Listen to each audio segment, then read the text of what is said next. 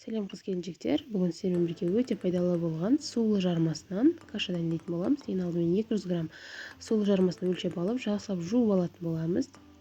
Жуып алған соң 200 грамм суда суы тартылғанша қатты отпен қайнатып аламыз.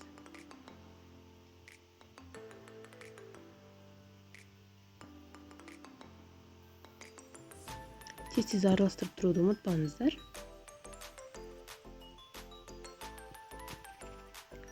Мінекей осылай суы тартылған соң 300 грамм сүтімізді құйып 2-3 минут қайнататын боламыз.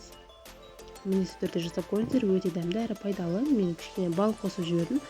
Өздеріңіздің қалауларыңыз бойынша шекер қоссаңыздар да болады. Диетадағы қыз-келіншектер болса, мысалы мен сияқты бал қоссаңыздар болады. Ас болсын. Каналыма тіркеліп лайк басып, комментарий қалдыруды ұмытпаңыздар.